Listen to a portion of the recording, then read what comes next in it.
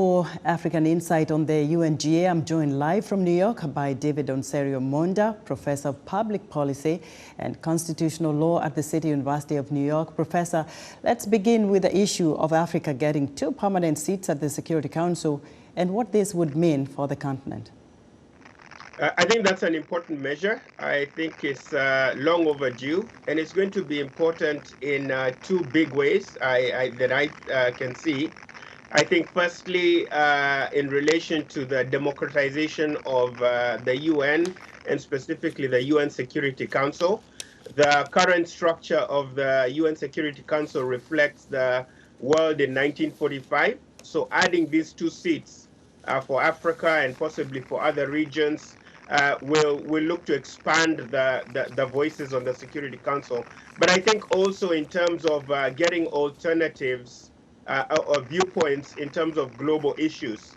Right now, the Security Council seems to be divided between Russia and China on one hand, and France, Britain, and the US on the other in the Security Council as permanent members. So I think it's a good move, even though the proposal doesn't give them veto powers.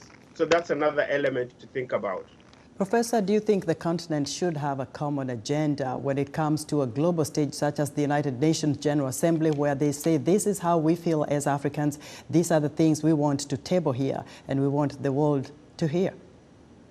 So I think yes and no. No in the sense that there's 54 different countries on the continent, and each country has its own national interests. So Kenyan national interests, for example, are not the same as those of Cameroon or Egypt or Mali or South Africa. But I think, yes, in the context that there are broad global issues or continental concerns that almost all 54 countries can agree on. I think one of the big ones is questions about reforming the international trade structures and environment.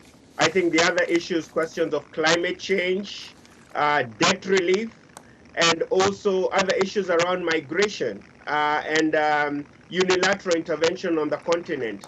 I think finding areas of common consensus will be a lot more practical and feasible than to have every country sign up to one particular interest. I think broad-based consensus on these common global governance issues would be most important.